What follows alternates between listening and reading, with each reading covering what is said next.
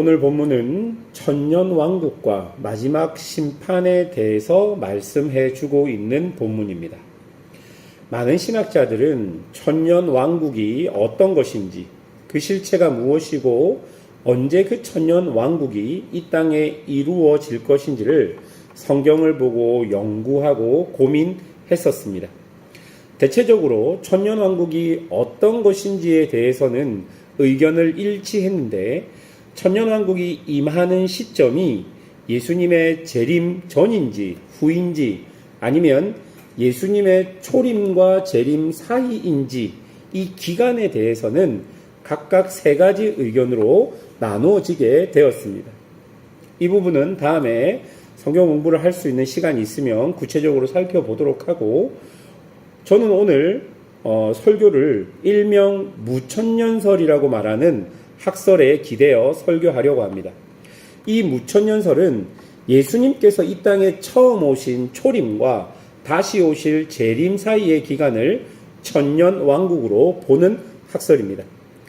이 천년이라는 기간은 정확하게 천년을 말하는 것이 아니라 부족함이 없는 기간을 이야기하는 상징적인 기간인 것이죠.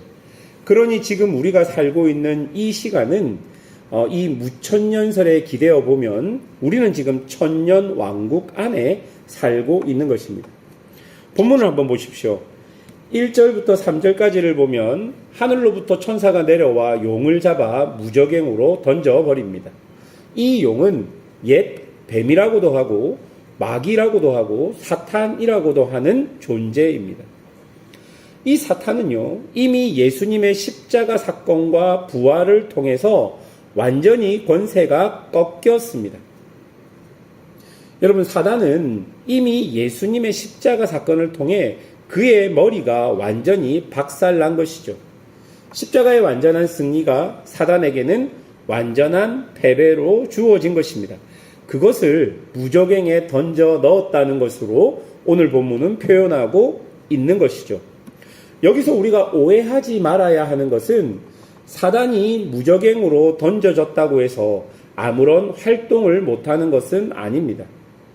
하나님의 백성들을 미혹하여 넘어지게 할 수 있고 하나님의 백성들을 시험할 수 있지만 그 모든 것이 하나님이 허용하신 범위 안에서만 활동할 수 있는 것이죠.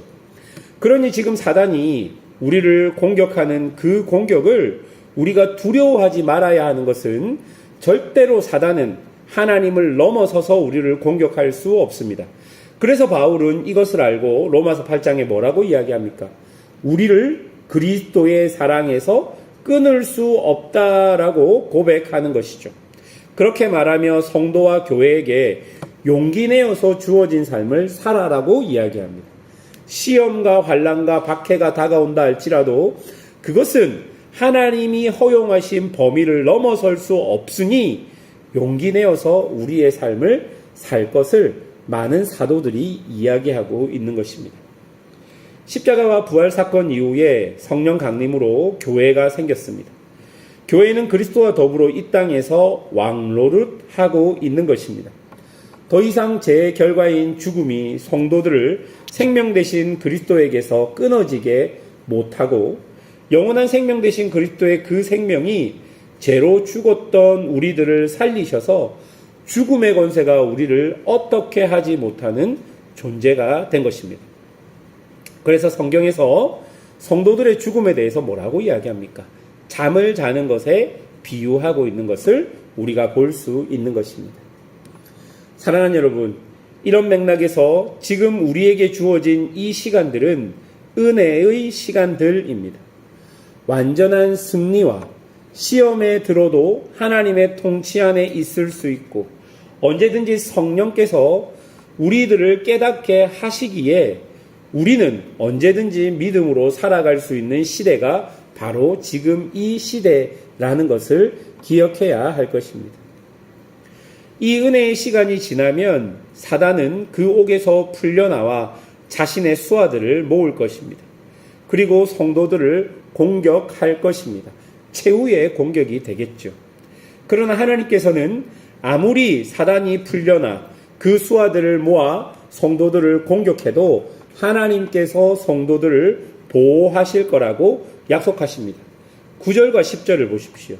그들이 지면에 널리 퍼져 성도들의 진과 사랑하는 성을 두루매 하늘에서 불이 내려와 그들을 태워버리고 또 그들을 미혹하는 마귀가 불과 유황못에 던져지니 거기는 그 짐승과 거짓 선지자도 있어 세세토록 밤낮 괴로움을 받으리라.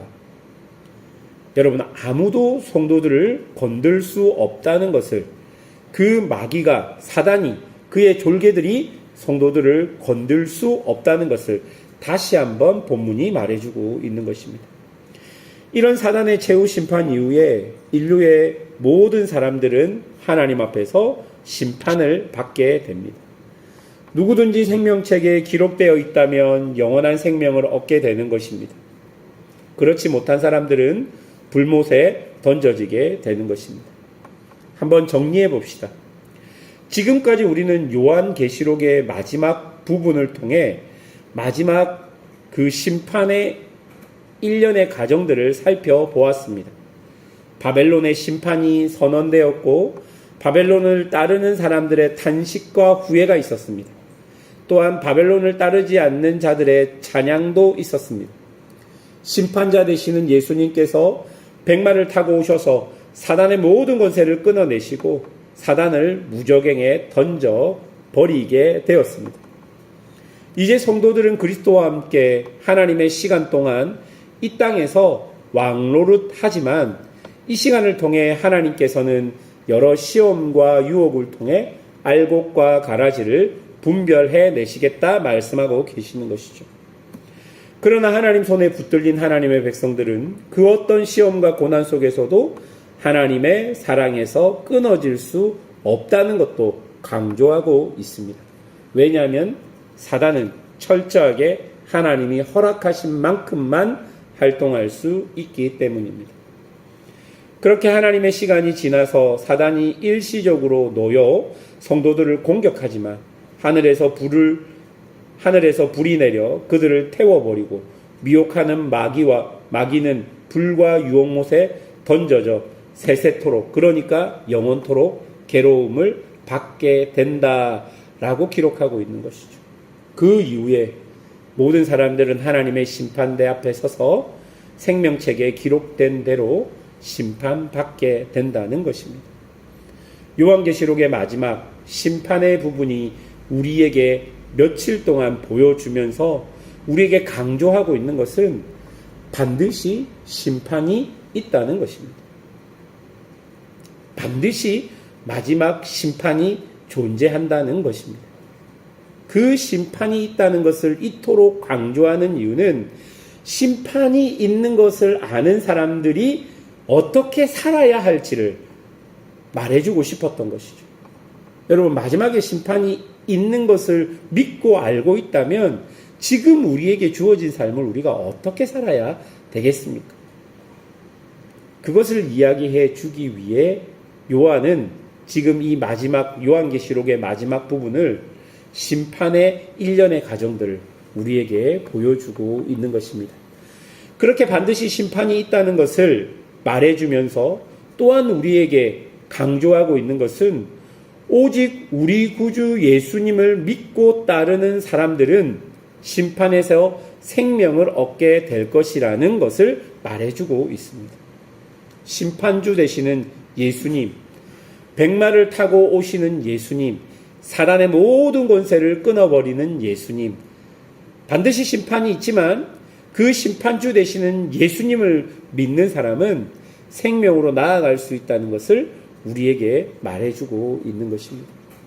그러니 사랑하는 성도 여러분, 이 요한계시록 마지막 심판의 장이 마치면서 우리가 우리 삶에서 꼭 정교해야 하는 것은 하나님이 주신 이 은혜의 시간에 더욱더 예수님을 잘 믿어야 하는 것이죠. 우리에게 주어진 이 은혜의 시간에, 이 성령의 시간에, 이 하나님께서 예정해 놓으신 이 귀한 시간에 우리는 우리의 삶을 통해 예수님을 더 잘 믿어야 하는 것이죠. 마지막에 심판이 있다는 것을 꼭 기억하시고 우리 구주 예수님을 붙드는 사람만이 생명으로 나아간다는 것을 기억하시고 우리의 주어진 삶에서 예수님을 더 잘 믿으며 하나님의 뜻을 쫓는 그런 은혜가 성도들에게 있기를 주님의 이름으로 축원합니다. 함께 기도하겠습니다.